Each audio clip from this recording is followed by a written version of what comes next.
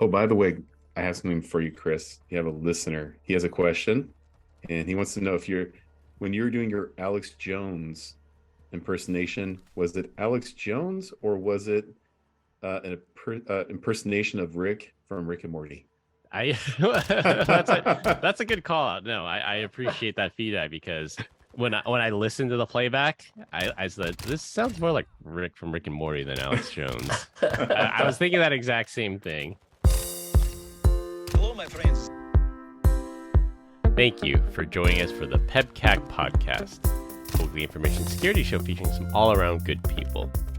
It is week 15 of 2023. I'm Chris Louie, and back from rainy San Diego, so my audio should be back to normal. With me, I have Duke Silver, who's an absolute Smash Mouth superfan. So you know who's not a Smash Mouth superfan? My daughter, who... The backstory on this is that I recorded picking up my daughter from school with blasting the song, like I don't even know the name of the song. All-Star. Rockstar. Yeah, All-Star. And she was so just mortified by it. So I ended up posting it on Instagram, but I also posted it on Facebook. And I was like, I talked to her. I was like, yeah, whatever. Like this is friends and family. She's like, yeah, that's fine. And then yesterday I logged into Facebook, and what I realized is that Instagram is private, but Facebook is public. And the video has over 50,000 views now. It's gone viral. Already. Yeah. But she's cool about it. Yeah. She's a superstar. She's a superstar. Very embarrassed superstar, that's for sure. Do you post under the nickname The Hot Dad? No, but I should. Nobody will believe me if I actually say that. That's the only problem. And we're welcoming back Hanless this week, who was cheering for his number 16 seed to go all the way in March Madness this year. Hello, Gimpy. Crazy. Yeah, thanks, guys.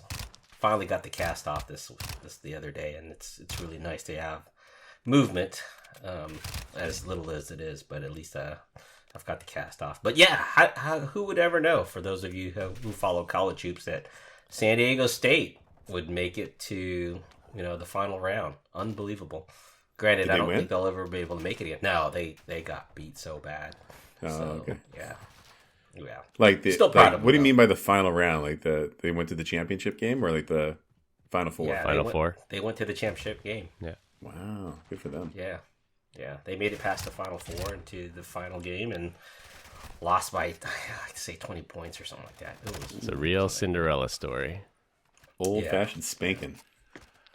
Yeah. But hey, they weren't supposed to make it that far to begin with, so kudos to them. Yeah. It's true. Unlike my alma mater, Cal Poly, it was probably 7 years ago or so. Cal Poly made it just to the tournament. Just to get to the tournament was an achievement. And then I think we were ranked number 32 playing against ranked number 1 Kansas, and we got absolutely destroyed that game. But it was nice to say that we at least made it to the tournament. There was an Ivy League school that made it past the first round, I heard. So yeah, that was a funny one. Yep. Did you see the guy that all he does is he bets on the underdogs for the entire tournament? I think he's like he'll place like $100 bet on every underdog game, and he doesn't win them all. But when he does win, I think he finished it pays out multiple. 1,300. Yeah. Wow. Yeah, I have a funny. This year was the year for underdogs, though. There was a lot of underdog wins. I have a funny gambling story similar to that. I was in Vegas for my bachelor party, and it was the year after the New Orleans Saints had won the Super Bowl. So the playoff game was the New Orleans Saints versus the Seattle Seahawks, and the Seattle Seahawks was the worst team in history to make to the playoffs. They were 7-6 that year, but everyone else in their league was so much worse. So it was the best team in the league playing against the worst team in the league. And they were offering 10-1 odds for the Seahawks to win. And I'm like, 10-1, I'll give it a shot. So I put some money on it. And then that was when Marshawn Lynch had that crazy rushing touchdown. And the Seahawks ended up winning. So I won 10x my money on that. How much did you bet? $1. Knowing Chris. Big money. I report all my winnings to the IRS. I'll just put that out there.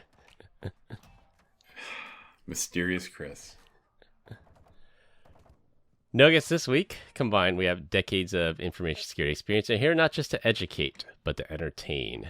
We've got 4 awesome stories for you this week, so sit back, relax, and enjoy the show. Don't forget to check out our YouTube channel, youtube.com/@PEBCAK Podcast. The episodes go up every week at the same time it gets posted to your favorite podcasting app. This week, we're going to close the loop on a story we covered 2 years ago. Open with Microsoft being evil again. Microsoft closing another attack vector. A botnet comes back from the grave. For our third topic, we'll cover how the BreachForums admin got popped. And we'll close with Legoland Talk. Chris, how much sleep do you get on average every night? I don't know, like 5 hours maybe? Yeah, I would have ventured that guess. How about you, Glenn? How much I think Chris gets, or how much sleep I get? Yeah. I'm a little older now, so I'm averaging about 6. So. Dang, all right. I just, between all the stuff that Chris does, now he's got the damn video game footage. I'm like, how do you have time to play video games? I don't even have time to play video games. Yeah, I know. On top of everything else. Now you have 2 hours worth of content. You crazy person. I couldn't try. I couldn't play video games if I wanted to. Vertigo so bad. And your hand Well, isn't your hands working. Yeah. I I could play Atari. Claws. I could play Atari and Pong real easily though. Play some Pong. Or maybe eating corn on the cob the long way. Yeah, you butter it. You butter the corn. Chris missed that. I know exactly what you were cool. saying. I was just resisting.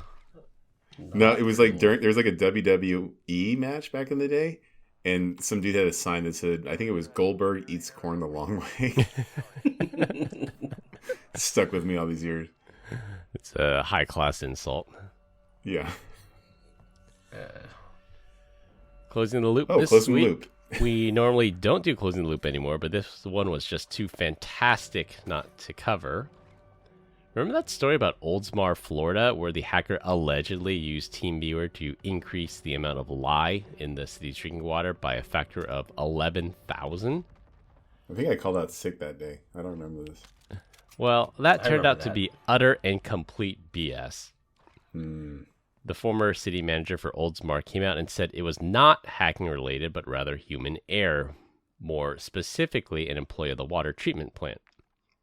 The city manager knew it at the time, and he tried to tell anyone who would listen, but the media and the FBI got a hold of the hacker story and ran with it. So it turns out America's water supply is not under attack by hackers. However, having read-write access to TeamViewer with a single password for all users that is not regularly rotated is still a bad practice. So if anything, it shined a light on poor security practices. I guess this is good news. What would happen if it actually went up to 11,000? Like Walking Dead scenario, or just people are using the restroom a little bit more? No, I think he's saying that it was increased to 11,000, but it wasn't a hacker that did it. It was a human error that still increased it to 11,000, right? Yeah, they increased it, and then like less than a minute later, they changed it back. So the original story was the hacker got in, changed it, someone saw it, and then changed it back. But at the time, they said there's multiple safeguards in place. Even if the lye got in the water, they have downstream testing facilities that would have caught it and stopped it before anyone got to drink it. Lye sounds delicious. That's the stuff they used in The Wire when they killed someone in the vacants. They poured lye on the body to decompose it or something like that. Isn't that when you, like, that's been on several, it's not like when you put them in a Pulp bathtub. Fiction. Yeah, Pulp Fiction, they used that, right? A couple movies. They used lye. For our first topic, in an odd turn of events, Microsoft announced it will begin a process to block emails that originate from vulnerable versions of Microsoft Exchange. In the so-called Inform, Restrict, and Block program, Microsoft hopes to rid the internet of vulnerable versions and out-of-support versions of on-premises Exchange. These include up to Exchange 2013, which will become end of support this month. The change affects emails that originate from a vulnerable version of Exchange delivered to a Microsoft-hosted version of email, such as Outlook Online or Microsoft 365. Microsoft will first inform recipients that the emails will soon stop flowing until the sender upgrades the Exchange server. Next, Microsoft will inform and insert a delay in delivering the email until the final stage where Microsoft will outright block the email. Microsoft claims this is to rid the internet of vulnerable Exchange servers. We have seen multiple attacks originate from vulnerable Exchange servers with exploits like proxy shell and proxy not shell to completely own companies or allow governments to gain initial access into the organization. This change would force companies to upgrade or risk getting their emails blocked. You hear that, Hillary Clinton? You can't have an Exchange server at home that's unpatched. An on-premises one. Glenn went there. What a hostile way of forcing people to get off of old crap and go to M365. Yeah, that's the pessimist way of looking at this, is that you're forcing companies to upgrade current software and pay for maintenance, even though they have a perfectly functioning version of Exchange on-prem, and they're not offering any kind of free upgrade plan or migration plan, so companies will just have to bear the cost of that migration or risk getting their emails blocked. It doesn't seem like that big of a deal, but there's literally, there's got to be thousands upon thousands of companies that hired some nerd from the local community college to install an Exchange server, right? And then it's been 10 years, they haven't touched it. They have no idea. Yeah. What the heck's going on? Be interesting to see how many are out there. What would you guys do in this scenario? Would you just say screw it, dump Microsoft, and just go to a different type of email service? Yeah, probably, if you had the capability to. So a lot of these small, medium-sized business, these mom and pop shops, they can't do that, or just migrate to Gmail at that point. Yeah. There's a mass exodus. So if you pay for Gmail, if you go G Suite, do they still, technically it's no longer free, so do they keep their mitts out of it, or are they still harvesting all that information? No, paid Gmail. So there's paid personal Gmail, and then there's Google Workspace, which is the enterprise company version of it. Those versions do not data mine you, which I actually learned a really interesting fact about data mine Gmail. I think I want to save it for a topic for 2 weeks from now, but we'll put a pin in that one. But yeah, I learned something interesting about that. That it's not quite so secure. Hint, hint. No, just kidding. It's how they harvest your data. Yeah. All right. That'll be a good one. I don't understand, guys. How I guess, the emails are out of the systems are outside of the Microsoft purview, right? I mean, how would you end up blocking that? Because it's just a transport on the Exchange server that connects out to the internet with an MX list, right? So how do you functionally block that? Maybe I'm missing something. Well, it's in the headers. It's in the email headers. There's probably some type of header that's there. Yeah. He used to do it. And then since Microsoft's the recipient, they could read the header and then choose to block it based on that. What if they're not? What if you're forwarding your Exchange services to another company other than Microsoft? Then it's fine. It's only going to get blocked if the recipient has Outlook.com or Microsoft 365, which is a lot of companies out there. Oh, gotcha. Or it wouldn't even be either one of those. Like if it was BrianDeach.com, but it was hosted in M365, in theory they would block it there too. Yeah. Talk about disrupting business, man. This would piss off a lot of people. Yeah, it's similar to like the Oracle model. Remember, or was it Oracle or was it SAP? There was some company that had legacy on-prem software, and every year they would like double the maintenance on the on-prem version, trying to get people to move to cloud. And there's some people that still pay it. They said it's worth it to double every year and keep it on-prem. It's going to be such a hassle to migrate it. But this is much more draconian, that first you get an email delay and then outright block. What was the other email gateway that was out there for a while? It still won't die. Yeah, Lotus Notes. Locutus Notes. Wow.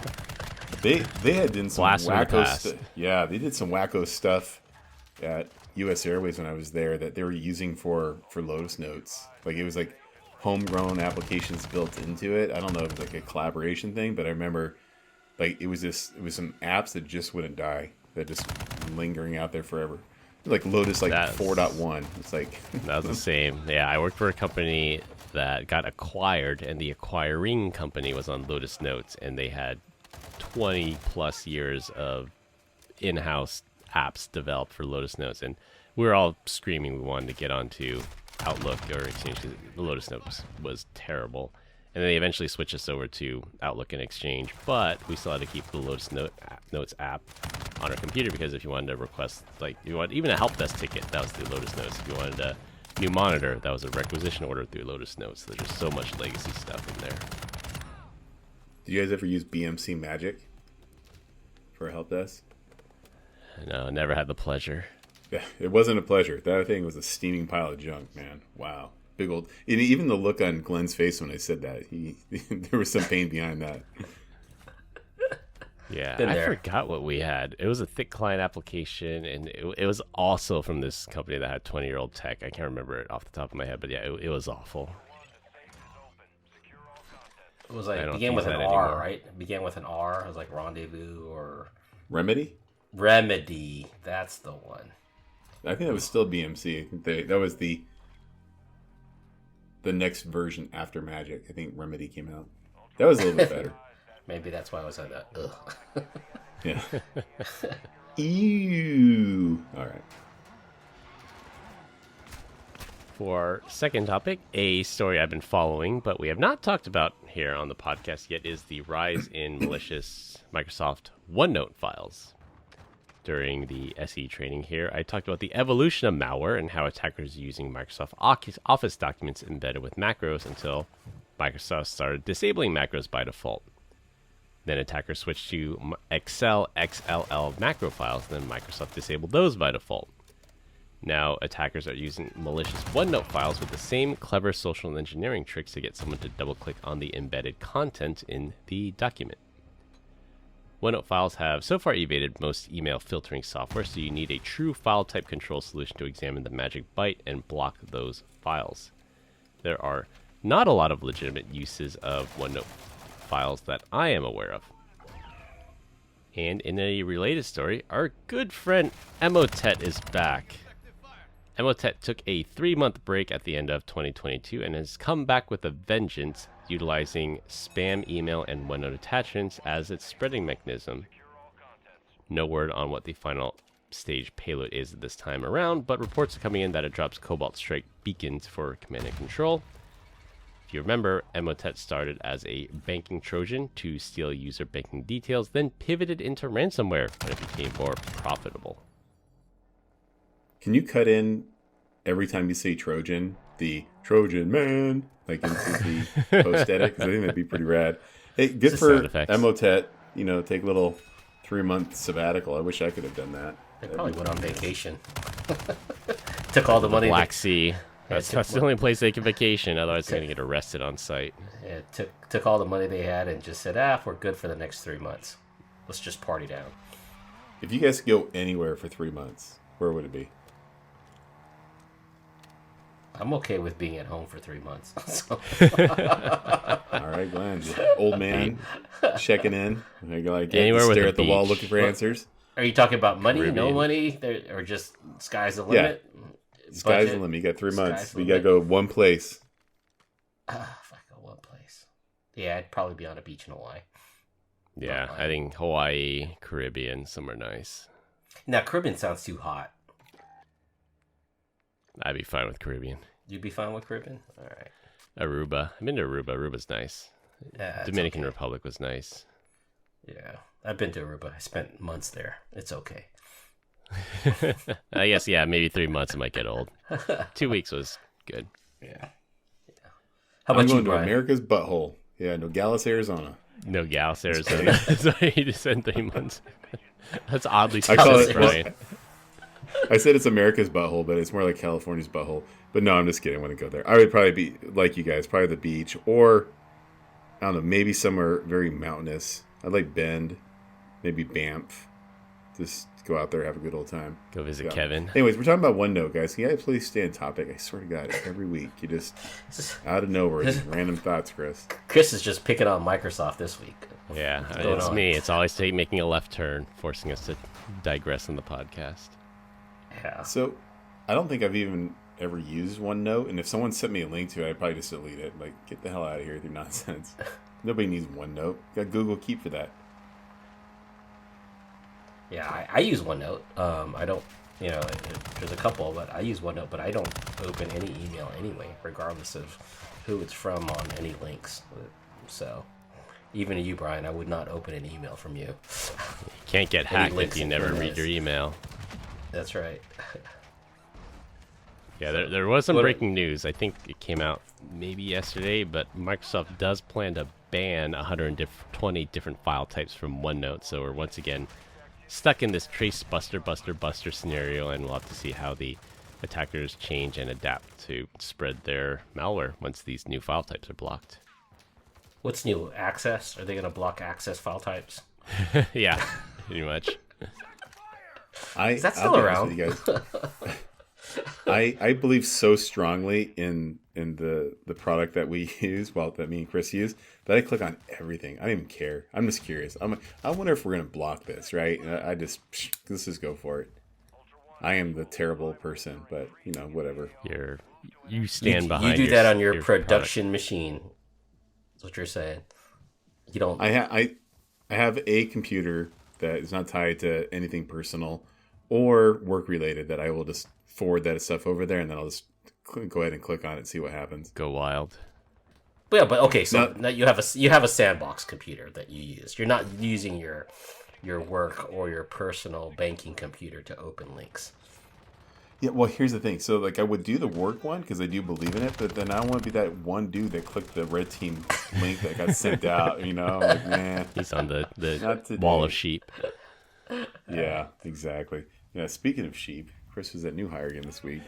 Never mind, we'll leave that. I was at New Hire. I was presenting. Oh, by the way, I have something for you, Chris. You have a listener. You might have to edit this, but he has a question, and he wants to know if when you're doing your Alex Jones impersonation. Hey, now, the Bilderberg Group, they control the world's money, so you really gotta take this seriously. They're trying to pull the wool over your eyes. Was it Alex Jones, or was it an impersonation of Rick from Rick and Morty? That's a good call out. No, I appreciate that feedback, because when I listened to the playback, I said, this sounds more like Rick from Rick and Morty than Alex Jones. I was thinking that exact same thing. All right. So kudos to that Nice. listener out there that has a good ear Listen to for that. Alex Jones impressions and Rick and Morty. So that's a very rare cross section that you get both.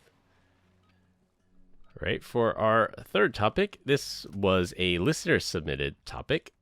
The US FBI was able to track down the administrator of BreachForums through very, very poor OPSEC. In order to prove that this BreachForums facilitated the sale and purchase of stolen and hacked data, FBI undercover agents purchased 5 sets of data and verified that the data in those purchased data sets matched the data stolen in the breaches. BreachForums was basically a marketplace where you could buy and sell stolen data, data from data breaches, data dumps, and the like. So the way they found this guy, first they got the IP address that this admin used to access RaidForums, which RaidForums was the predecessor of BreachForums, which RaidForums was seized by the FBI about a year ago, April 2022. In a private message on RaidForums, he messaged another user saying that the stolen data set he purchased was incomplete because he searched for his own email address, and he typed it in this private message, connorfitzpatrick02@gmail.com. In the data was in the data set. He found it on Have I Been Pwned, but it was not included in the data set that he bought. So he knew that his own email had been compromised from Have I Been Pwned, but it didn't show up in the data set he bought, so he knew it was incomplete, and he complained about it. The email address, connorfitzpatrick2002@gmail.com, had a recovery email address linked to an IP address registered to someone else with the same last name, but a different phone number, which turned out to be his dad. He also used a service to buy physical goods with his stolen, or the Bitcoin he got from selling stolen data. And the email address and the IP addresses used to access those sites were tied back to him, and the physical goods were shipped directly to him.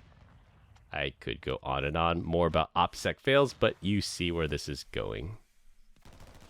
So you would never get caught doing this because you always use your VPN because you're a good old boy. Yeah. Yeah. I wouldn't use And one of the things that we had seen in the Dark Knight Diaries episode that you shared with me is the fact that Bitcoin is anonymous until you start doing things that are not anonymous. So if you go out and mine your own stuff, you're good with your own wallet. But the moment you decide to go to an exchange and take a USD and convert it for something like that, your identity is now on there and it's tied to you, and it's so traceable. It's such a cluster F, that's for sure. So is the trick then not to exchange it for dollars and just keep it in Bitcoin in exchange for other Bitcoin? Yeah. Yep. That's usually the vast majority of people get caught when they purchase Bitcoin. Like, you go on Coinbase and you buy Bitcoin, or you get all the stolen Bitcoin and you try to cash out. And some people try to get clever. They try to use a Tumbler, but Tumblers are not as secure as people originally thought. But yeah, that's the vast majority of people get caught when they're cashing in or cashing out. That's when the KYC, the Know Your Customer protocols, kick in. Have you guys ever gone to a website that's been seized by the FBI and you're like, oh, shoot? I mean, like Ashley Madison I don't think that was actually That wasn't seized. No, there's like BreachForums or one of those. I've been to those websites. I just want to see what the splash page looks like, but I've never been a member of a site that got seized. I think it happened twice. One of them, didn't the Pirate Bay get seized at one point in time, and then they came back? That's correct. Yeah. Pirate Bay did. Yeah. So, like you, Chris, was just out of curiosity what does it look like? And the other one was research. Oink. Yeah, I think it was oink.cd or just oink.cd. I can't remember what it was, but it was a site that it was like you were invite only, and the only way you can download is if you shared, and it was all music or comedy and stuff like that. Yeah. And then one day it was just seized by them. I remember seeing that splash page. Like, MPAA, wow. Yeah. Yeah. Those private trackers, they track how much you upload, so they don't want all these leechers on there just it's taking but not giving. So going back to the Bitcoin stuff, as the three of us have all purchased some type of cryptocurrency through an exchange, it's not anonymous whatsoever, right? Like, No. there's something it is irrefutable evidence in the blockchain that will never be untraceable. All right, for our last topic, and it will be a rotating topic every week. This week, I wanted to talk about my trip to Legoland and leisure vacation in general, so not to exclude you guys, so you guys can participate as well. I went to Legoland, which is near San Diego, California. It's about 40 minutes north of there. Rented a car, drove up there. And there are a couple things I wanted to talk about I thought was interesting. So first, the cutting in line policy. So theme parks have like a pay-to-play type thing. Like if you pay a fee, then you get to go to the express line or the rapid line, and you don't have to wait as long. But Legoland has a tiered system. So it's per person. So for $25, your wait gets cut in by 25%. For $50 a person, your weight gets cut by 50%. And then for $100, no weight at all. And this is per person, in addition to your park admission. That's the first time I've been to a place that had tiered admission. It's usually you have it or you don't. Like Disney had the Genie Plus Pass, and that was it. You either had it or you don't. This one is actually tiered. So I guess they check and then they let you cut depending on how much money you give them. So I'm kind of with you. I've never done Legoland.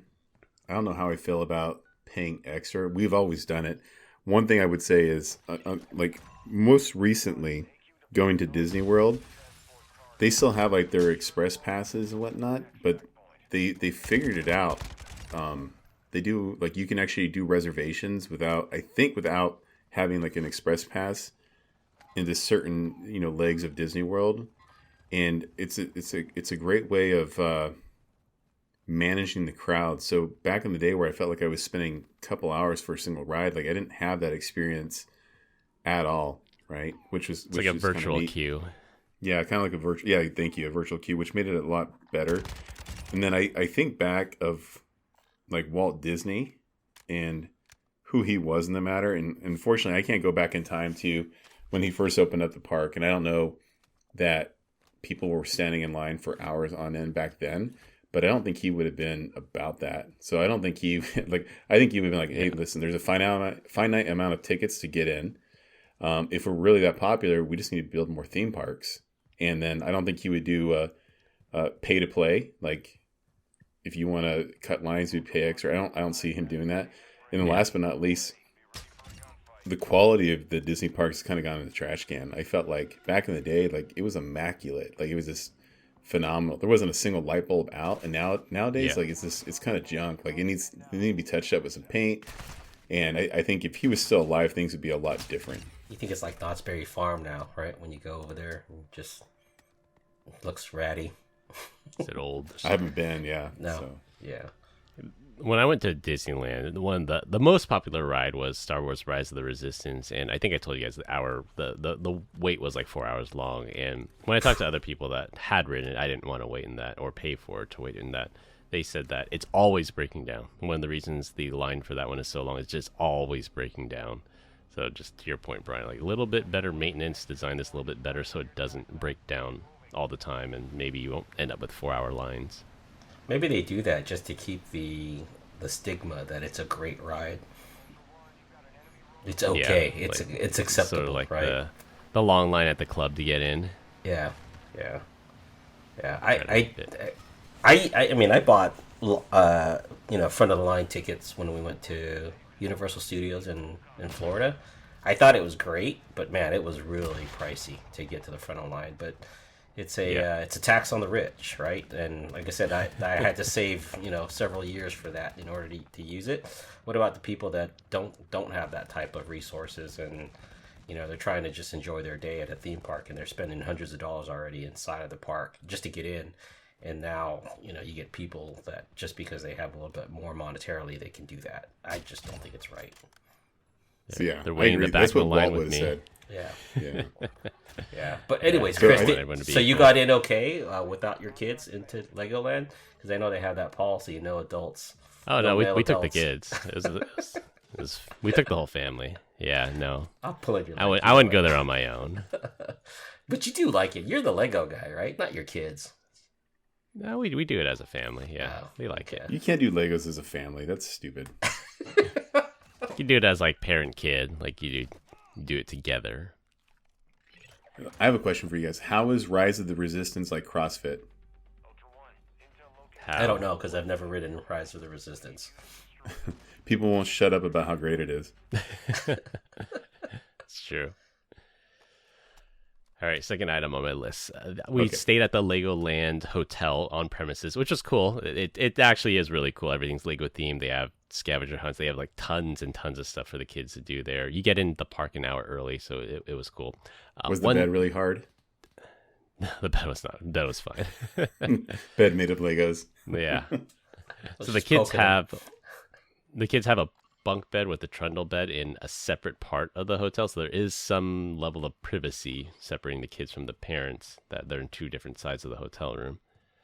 But the Wi-Fi, so the Wi-Fi there, you have to register for it, and then you have to give them your email address. You have to opt into their mailing list. You have to opt in, allowing them to contact you. And then even if you give them a fake email, they do the trick where it says you have to check your email within 5 minutes, click on the link to prove that it's you. So I tend to not like those kinds of things. So pro tip out for you guys and the listeners, there are two services that I use. One's called Mailinator and one's called 10-Minute Mail, where you can generate an email address, give it to these people that want to vacuum your data, click the link, and then it's a public email box, and then you just go there, and then it gives you an email address and says this email address is good for 10 minutes, go wild, and then in 10 minutes this thing's going to get destroyed. So that's really all you need. Just set up a 10-minute mail, have this registration link sent there, click it, and then you're good. Yeah, 10 minutes awesome. is more than enough time. Sounds awesome. So you didn't even try using like a duck email? Those are pretty cool too. It is, but then they'll just constantly spam you, and then have to manually turn it off. So like, no, I'm not even going to give them the satisfaction of getting my real email. So I just used a 10-minute mail address, clicked the link, and that email address was gone in 10 minutes. Nice. Look at you gaming the system. It's also useful for like free trial stuff. That's limit one per email address. You could do it there. A lot of like cloud hosting providers will block it now because they know about it. But some of the lesser known services you could use this for registration there. Use the iCloud one too. Oh yeah, the hide my email. Yeah, so good point. Yeah, so this is very similar to the hide my email before that became popular. Okay, so do you have one that hides VoIP? Because you know how you can register for some services and they want you to use a phone number, and it's like, okay, I'll use my VoIP number, and they're like, no, we need an actual phone number. This looks to be a VoIP number, and I'm like, crap. Yeah, Google Voice is like that. I don't personally. I'm trying to think. No, I don't think I do. Yeah, it's just I just have Google Voice. Yeah. The other interesting thing about Legoland, so both the hotel and the park, they're completely cashless now. You cannot spend cash on these properties. Everything's credit card only. So what they did was, throughout the park and the hotel, they had these stations where you could buy a prepaid credit card using cash for a fee, of course. But I thought that was Exchange interesting rate. that they... What? Did you say, Brian? I said exchange rate. Exchange rate, yeah. Yeah. So I thought that was interesting that this is a truly cashless property. yeah, so I know why. Did you like? So I used to work at a theme park called, what was it? It was called what was it called? It was built. It was in Redwood. It was kind of the equivalent to SeaWorld. It was Marine World Africa Marine USA. World. Yeah, so they had moved to Vallejo. I had worked there for a couple seasons, and then after I'd left, the gaming section got busted for stealing money. They were basically taking cash because it was a cash gaming facility, and people would put money inside there and they would give toys away. So now there's no touching of the cash anymore in that facility. Either they've moved away from that and gone to something like a credit card as well. But yeah, no more of that, because I think that they like stolen several thousands of dollars, in that gaming I'm facility. sure. Same thing with the cable car. The cable cars in San Francisco, up until maybe even 10 years ago, they accepted cash. And then, they caught some of these cable car drivers stealing like $250,000 in a year because you just said, oh, I had no fares today. And then it could have been crowded. There's no auditing. There's no way to track that. Yeah. You just literally hand the cable car operator a $5 bill and you get on. Well, now I know how people live in or make a living in San Francisco. I was wondering. Jeez Louise.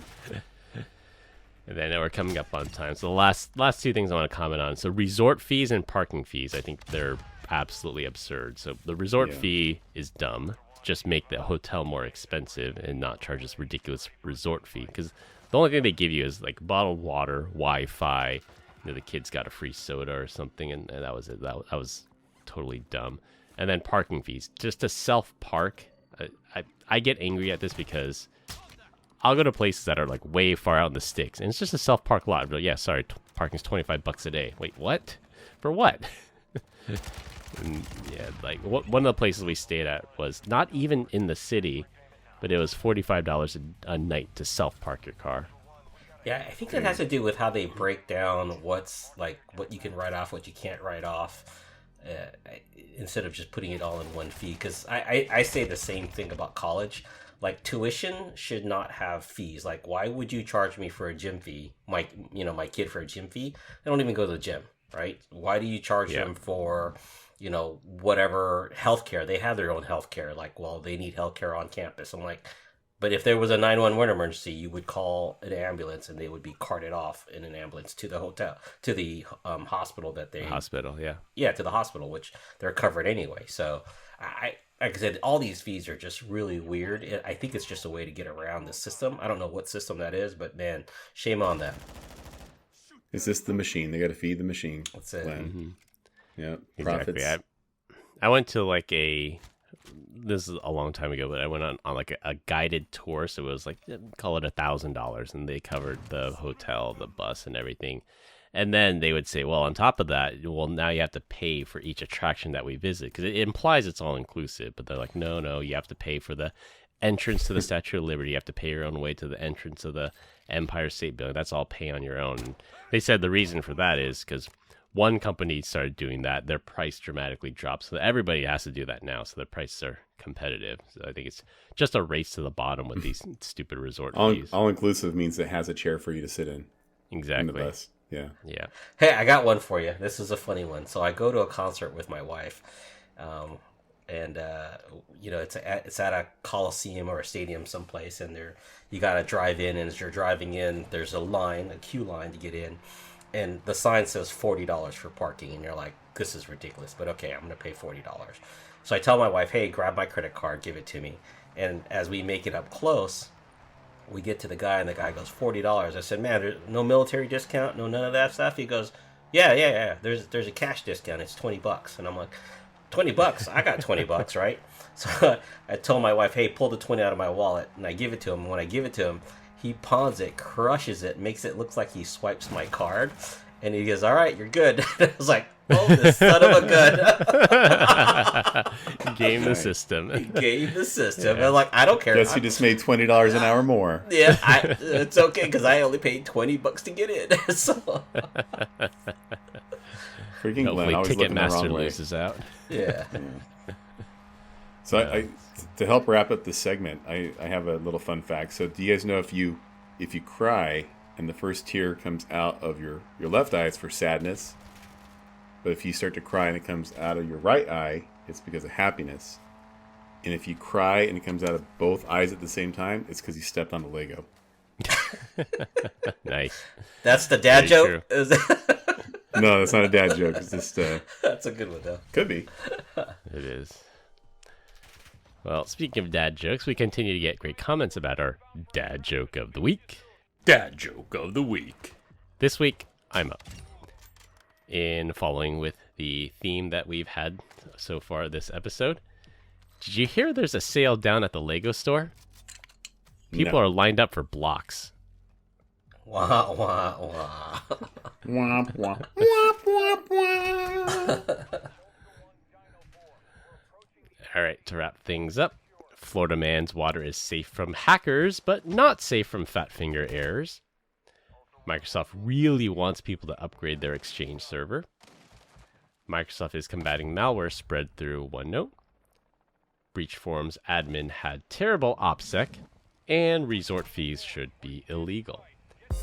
That's all I have for this week. We hope you enjoyed this week's episode. You can find us on LinkedIn. Links will be in the description. Follow us on Instagram at PEBCAK Podcast. Thank you to all our listeners and subscribers who rated us 5 stars in the iTunes Store and Spotify and left us a review. We appreciate you all spreading the word to help grow the show. The best place to find us is to search for the PEBCAK Podcast on your favorite podcast listening app. My co-host Brian Deach and Glenn Medina, I'm Chris Louie. Thanks for listening. We'll see you all next weekend. As always, have a nice day.